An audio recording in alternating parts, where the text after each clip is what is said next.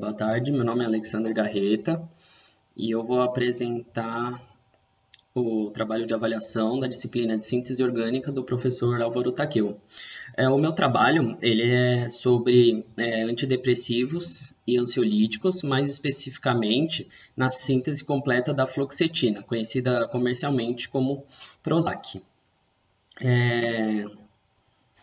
A depressão ou transtorno depressivo maior é caracterizada pelos sintomas de perda de interesse em diversas atividades, a mudança de apetite ou até de peso, a diminuição da concentração, e também do sono, em que esses sintomas eles devem perdurar por pelo menos 2 semanas.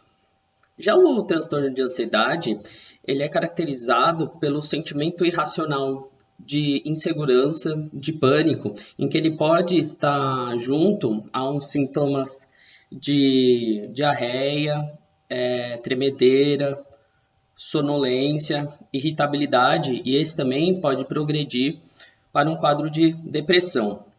Para o tratamento desses transtornos, são utilizados antidepressivos e ansiolíticos, em que esses quadros também eles podem ser tratados com terapia, mas também pode ser utilizado diferentes medicamentos específicos. E esses medicamentos, eles são divididos em 4 classes. A primeira são as benzodiazepinas, em que ela é a única e exclusivamente utilizada para ansiedade, em que ela atua no aumento da função do ácido aminobutírico, o GABA, que ele é responsável pela regulagem do sono, diminuição da ansiedade. Então, essa classe, ela pode ser utilizada como sedativa. Já essas outras 3, elas podem ser utilizadas tanto para a depressão quanto para a ansiedade. A próxima classe são os inibidores da monoaminoxidase, que, como o próprio nome já diz, ele inibe a função dessa enzima. Essa enzima, ela atua na degradação de monoaminas, como exemplo os hormônios dopamina, serotonina, adrenalina e a noradrenalina, então aumentando a sua disponibilidade no meio. Os antidepressivos tricíclicos, eles atuam de maneira não específica na inibição da recaptação destas monoaminas ou os hormônios, principalmente da noradrenalina, como também da serotonina. Por último, mas não menos importante, estão os inibidores da recaptação de serotonina, os SSRI, ou de serotonina e noradrenalina, que é os SNRI. Os SSRI aumentam os níveis de serotonina, inibindo essa reabsorção e aumentando seus níveis na sinapse. Já os SNRI atuam nos transportadores de serotonina e de noradrenalina, modulando assim a sua recaptação. Todas essas classes, elas atuam no canal sináptico, ajudando na modulação da concentração desses hormônios entre os neurônios. Um dos medicamentos mais utilizados no tratamento de depressão e ansiedade é a fluoxetina, conhecida como Prozac. Ela é do tipo dos inibidores de recaptação de serotonina.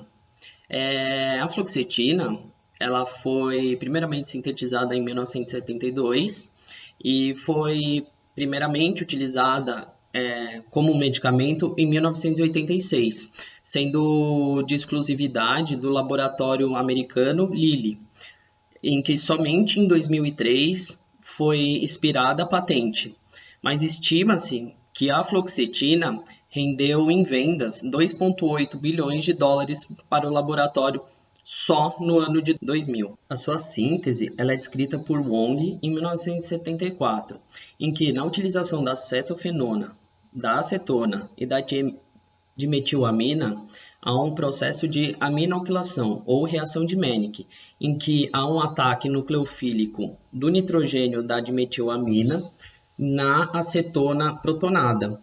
Com isso, há a formação do intermediário amínio e com a transferência desse próton, a saída do grupo de partida água e formação desse íon amínio. Sabe-se que a cetofenona ela tem um equilíbrio ceto-enólico em sua forma cetônica e sua forma enólica. A partir dessa forma enólica, na reestruturação da dupla ligação, há um ataque nucleofílico dessa dupla ligação no carbono imínico, e com a reestruturação, com a volta desse par de elétrons para o nitrogênio. Com isso, há a perda desse próton e a formação desse intermediário beta de metilamino-propilfenona. Esse composto formado, ele irá reagir com o borano através da redução de Corey-Tsuno. Então, o nitrogênio ele irá complexar com o boro, assim fazendo com que esse borano ele seja ativado e sendo utilizado como um provedor de hidreto. Com isso, esse hidreto irá atacar o carbono da carbonila de forma não específica, levando esse par de elétrons para o oxigênio. Com isso, na utilização de ácido clorídrico, como no meio ácido, há a formação de uma mistura racêmica de um álcool secundário.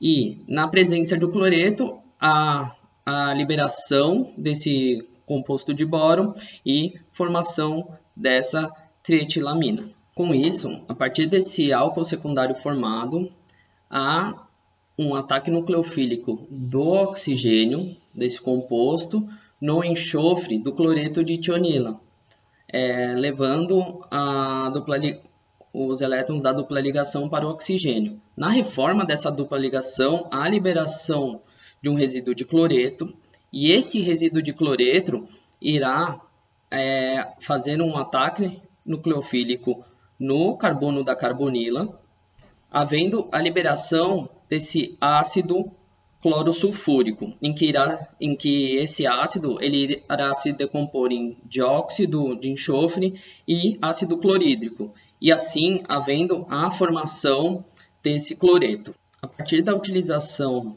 desse 4-trifluormetilfenol, há um ataque do oxigênio do fenol ao carbono ligado ao cloro, havendo a liberação de cloreto como grupo de partida. Como está em meio básico, a abstração desse próton e assim a formação desse éter. No nosso caso, a formação de um fenoxiéter. Então, esse composto formado, ele irá passar por um processo de degradação de von Braun, em que há um agente nitrilante, que no caso foi utilizado um brometo de cianogênio. Então, nesse mecanismo, o nitrogênio do nosso composto acaba fazendo um ataque nucleofílico no carbono da nitrila, havendo a liberação de brometo. Com isso, esse mesmo brometo irá atacar essa metila, havendo a desalquilação para a formação, então, de uma cianamida. Através do mecanismo de hidrólise básica, utilizando o hidróxido de potássio, a adição de uma hidroxila no carbono da nitrila, levando os pares de elétrons para o nitrogênio. E com isso, nessa protonação, há a formação nesse derivado de ácido formamimídico. Esse ácido formamimídico, esse derivado de ácido formamimídico, ele apresenta duas formas de tautomeria. Há o ataque de outra hidroxila, sendo que esses pares de elétron vão para o oxigênio. Na reforma dessa dupla ligação, há a liberação de amônia. Com isso, havendo a formação desse carbamato. Após isso, há uma protonação nesse nitrogênio, e a liberação de um resíduo de CO2. Com isso, havendo a formação da fluoxetina. E com isso, termino a discussão sobre a síntese completa da fluoxetina. Obrigado.